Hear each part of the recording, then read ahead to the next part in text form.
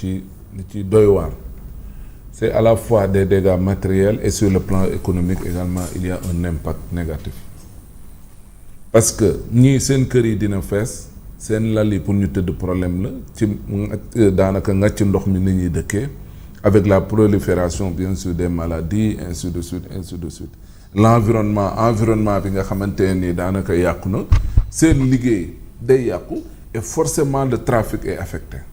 nit ñi bu ñu waree liggéey du ñu mën a liggéey fi nga war a liggéey jee yaa ngi ngàcc fi nga war a liggéey yaa ngi c'était le sauve qui peut ainsi de suite ñii avec le vent violent bien sûr seeni ardoises yi toj na ñii seeni kër yi ainsi de suite ñii seeni oto donc à la fois il y a des dégâts matériels mais sur le plan économique également day peser et loolu boo ko boolee les deux à la fois c'est vrai que on peut pas peut-être nekk alarmiste wala nga prévoyant ba mën a tax peut-être yenn dégâts yi nga mën ko limiter mais le problème en est que mbirum inondation régler ko évidemment dafa soxla xaalis bu bëree bëri parce que il y a tout un réseau d'assainissement qu'il faudra mettre en place il faut irriguer l'eau mu mën a dem peut-être dans les zones où il y a de la mer entre autres pour ndox mi di fa mën a dem ainsi de suite loolu moo taxoon projet de gestion des eaux pluviales et d'adaptation au changement climatique mu tudd projet am solo ba léegi c'est vrai que ñu ngi koy continuer di ko def mais li gën a am solo moom mooy il faut comprendre que mbirum inondation lu ko ëpp lu koy indi mooy suuf bu màndi moom moo koy indi il y a ce qu'on appelle la remontée de la nappe phréatique et loolu bu amee ndox mi bu tawee évidemment bu amul ay yoon pour réussir pour dem mais l'eau stagne et ndox mi bu stagné woo looloo waral muy dugg ci néeg dugg feneen ak feneen parce que y a pas un réseau d'assainissement et tombé naag suuf sa mandi bu ko defee l'eau stagne ndox ma foofu lay dal parce que mënatul infiltrer wu dugg ci biir suuf mi maintenant pour le cas de Touba où il y a 47 forages tey ces forages là devait permettre justement à soulager à la limite même à atténuer coono yi nga xam ne moom la askan wi di am parce que n'oubliez pas que forage ci biir suuf si nañuy jëli jee ndox mi pour mu génn donc bu suuf si mandee bu ñu forage yi ngaccee ça permet de rabaisser le niveau de l'eau donc dootul nappe phréatique bi dootuñu am problème pour que l'eau puisse nan la tur ça ruisseler wala mu dugg ci fi nga xam ne moom mooy suuf si donc les forages même fi nga xamante ne nii moom mooy à Dakar surtout une partie de la banlieue li ci ëpp forage yi nga xamoon SDE moom moo ko fa defoon pour ñu doon alimenter justement les populations ces forages là pourquoi pas mënuñu ci liggéeyaat ak SDE pour que ces forages là ñu mën ko remettre en service bu ko defee bon c'est vrai que maintenant en banlieue metteetul noonu parce que Wade a beaucoup fait Macky également a beaucoup fait mais le problème en est que dañoo déplacer le problème maintenant ce n'est plus peut-être une partie de Pikine ou de Guédiawaye mais léegi les inondations c'est à Keur Massar Kër Ndiaye Lo Bambilor ainsi de suite Tivaouane Peulh léegi ñoom ñooy ñi nga xamante ne nii ñoom les nouveaux types d'inondés ñoom ñooñu la parce que lu koy indi mooy nit ñi fu ñu warut a dëkk dañ leen fay bàyyi ñu dëkk fu nekkoon yoonu ndox ñu sakk ko remblayer ko bàyyi nit ñi ñu ñëw dëkk fa oui et loolu l'État est mooy le premier responsable parce que à travers ces services des domaines ak cadastre waroon nañ mën a xam il y a des zones non identificantes yoo xamante ne nii ma foi kenn waru fa dëkk mais si vous laissez les populations ñu ñëw dëkk fa ñu ñëw tabax fa obstruer le passage de l'eau mais après day am ay problème forcément loolu mooy problème et c'est le même problème bu am à Touba les gens habitent nu leen neexee sancaan yeeg ñoom seen xamuñu ne fii yoonu ndox la xamuñu ne fii nii waruñu fi dëkk ainsi de suite et finalement les inondations bu ñu ñëwee da leen di indil problème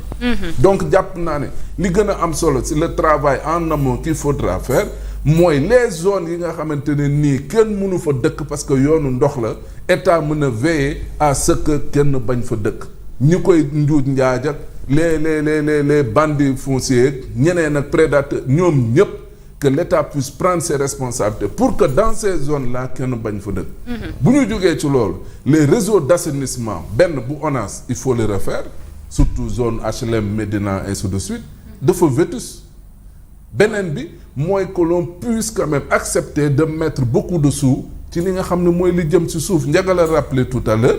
les politiques ñoom lu ne fàng dajj nañuy bëgg boo amul volonté réelle pour nga régler problème ak inondation day poser problème. Et même pour cas de Touba moo war a gën a yomb tu peux pas avoir Touba ca kanam qui est un bras à la fois même financier technique et boole ci ak capital ressource bu am solo ñoo xamante ni boo soxla woon ay nit pour ñu gasal la jàppale la bàyyi fa yi ñëpp taxaw le cas de Touba véritablement jàpp naa ne mun na am solution et nu mu gën a gaawee. c'est très important Fatima loo ci yokk moom moo Cissé. gars yi wax nañu lépp sauf que fàttali rek. te léegi xale yi ñooy xale bu nekk sa koñ yaay xool nooy dimbalee sa bopp ak sa waa koñ pour génne leen ci ndox mi alors que c'est pas de leur ressort. ci biir taw bi da ngay gis ci TikTok yi ay live yoo xam ne. xale yaa ngi jàppale mag te loxo seen loxo yi dañuy. voilà mais le jeune commerçant électrocuté à Touba daf doon évacuer les eaux. oui. di évacuer ndox yi muy dem. maa ngi leen gis soluñu gant soluñu dàll ay bot mais ci dañuy ubbi canal yi gas ak seeni loxo. bon loolu nag man pour man les collectivités aussi dañ ci état dafa war a dimbale collectivités yi def leen ay dotation su ko defee collectivités yi aussi ASC yi wala comité de quartier yi ñu dem ci ñooñu jox leen des éléments yu nga xamante ni koñ bu nekk jeunes yi fa nekk di dimbale nit ñi pour ñu évacuer ndox bi ñu jox leen peut-être ay jumtukaay ay gants comme ni ñu koy waxee ak ay râteau ay pelle ay brouette et tout ça yooyu noonu ngir ñu mën leen a ay même bu dee benn koñ bu nekk wala benn quartier bu nekk dañ fay samp sax aussi benn moto pompe. xam nga moto pompe yi sax gisatuma leen xam nga daan nga gis ay moto pompe yoo xamante ne ni mooy yi am raakool bu gudd. mais yooyu man je ne les vois plus je ne comprends pas. mais ça c'est plus des solutions conjoncturelles en fait. waaw mais l'idéal c'est d'aller vers des solutions structurelles.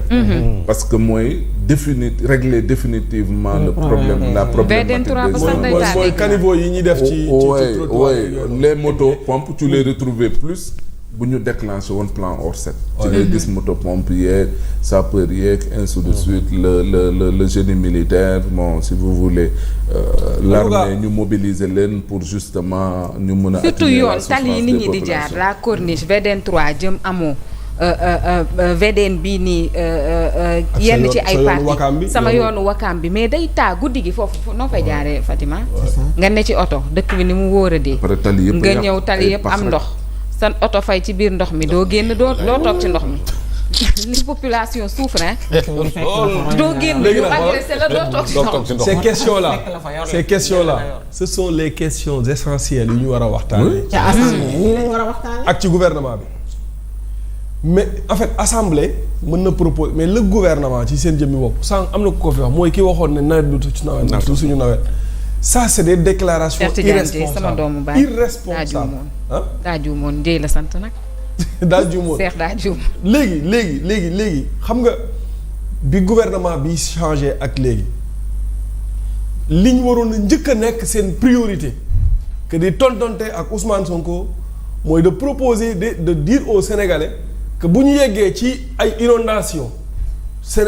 état bu Sénégal nii la ci bëgg a taxawee ak nii mais ba léegi nii amul benn piste de solution boo xam ne gouvernement bi dégagé na ko en fait pour lutter contre les inondations parce que inondation mënta ñàkk dina am. parce que nawet bi tàmbaleegul li taw démb rek saawaay bu ko tawaatee ñaari yoon ñetti yoon saawaay ba moytuwul ñu lóor. alors maintenant wala gouvernement day toog ba ne kët ne jon mu déclencher plan Orsec dépenser des milliards alors qu'on a un problème de fonds yi fi nekkoon ñu ngi koy jiiñante kii naan maa ko dugal fii keneen maa ko dugal fële fonds yooyu noonu léegi yow pendant que yow daaw ak daaw jéeg ñu ngi bëgg a dee ci ndox mi yaa ngi jël ay fonds di dugal ci sa poche di dugal feneen léegi nag man ce gouvernement là il faut que mu xam li nga xamante ni moom moo koy xaar li koy xaar gis ngeen Ousmane Sonko il faut régler son problème affaire enfantillage yi muy def nii ça il faut le régler et c'est le président de la République qui doit le régler maintenant le gouvernement dirigé par Al Aminou Lo dañoo am responsabilité responsabilité bi ñu am mooy nawet baa ngi nii ñu nekk di dund nii waxuma la baykat yi mais les citadins nan la ñuy fexe ba nekk ci jàmm pour su tawee ñu mën a dem liggéey c'est qu'au Sénégal ngay gis mu taw liggéey du am nit ñi du liggéey parce que su tawee doo am foo jaar benn ñaareel ba balaa ngaa xalaat foo jaar mais sa kër mu ngi fees dell ak ndox donc au lieu que ngay dem di liggéey da ngay évacuer les eaux maintenant nag boo jugee ci ñi nga xamante ne ñoom ñooy les citadins nan lañ mën a def pour soulager leen mais nga dem ci àll bi seen nawet bi nga xool nan nga leen mën a jàppalee ba nawet bi wuuteeg nawetu daaw bi mais dara. amul dara loo dégg problème urbanisation. te ñoo ngi ci période gàmmu boo demee Kaolack xam nga. waaw barki démb Medina Baye dafa fees del xam nga gàmmu mën nga ko defee fu ne boo demee Touba aussi la même chose. Rebelote c'est vraiment très très dommage fi ñu toll nii ci degré de souffrance métit ak naqar en plus de la conjoncture vraiment compliqué j'espère réellement que suñu autorités yi ñu jiite Fatima